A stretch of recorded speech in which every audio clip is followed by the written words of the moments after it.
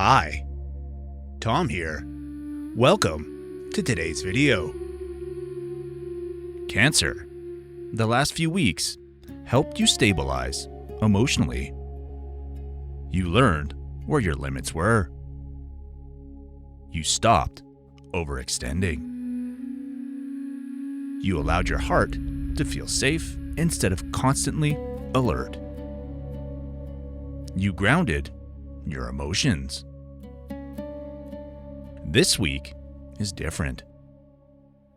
This week isn't about protecting your heart. It's about letting it expand from a place of safety. From a Vedic perspective, the energy now supports emotional growth, deeper connection, stronger intuition, and a more open flow of affection and trust.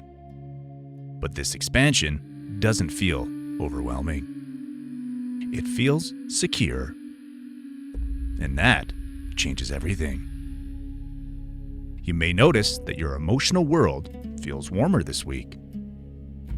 More available, more connected, and less guarded.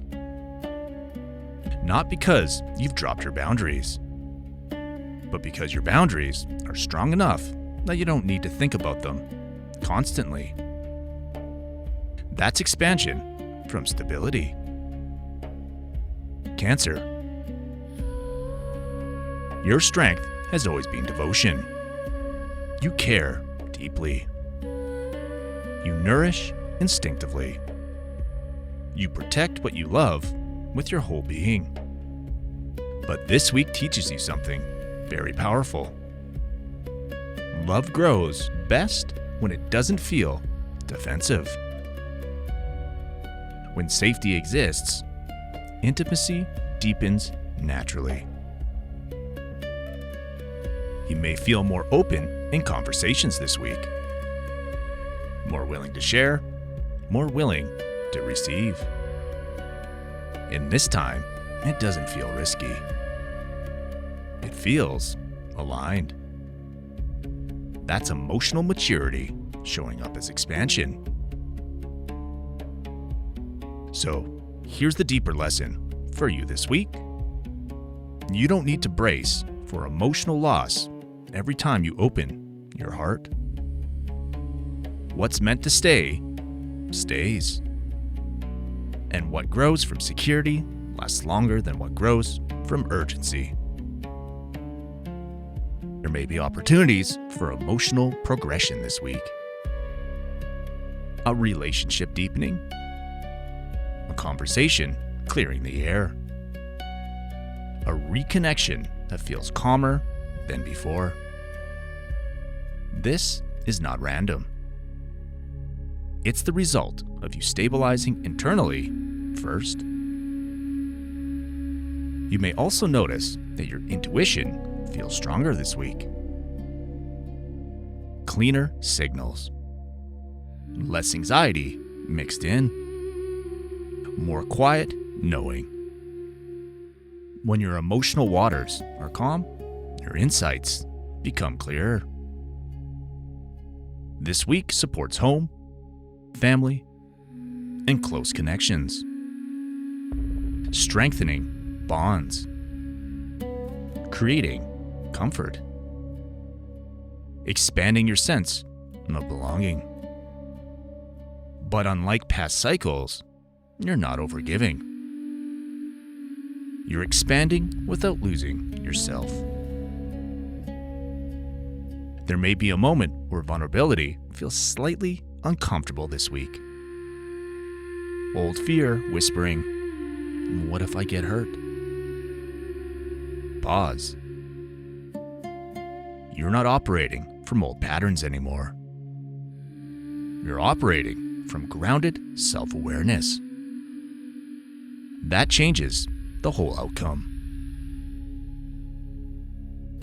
Now, let's talk alignment. One intentional practice for you this week. Express appreciation to someone without expecting anything in return. A simple message a small gesture, a heartfelt acknowledgement. Watch what happens. Connection expands when it's rooted in security. As you allow this growth, notice what shifts inside. More warmth, more emotional ease, and less vigilance. That's your heart realizing it's safe to grow now. Cancer. This week isn't about guarding what you love. It's about allowing love to stretch further because it's no longer fragile. You stabilize your emotions. Now your emotional world can expand beautifully. And you need to trust that.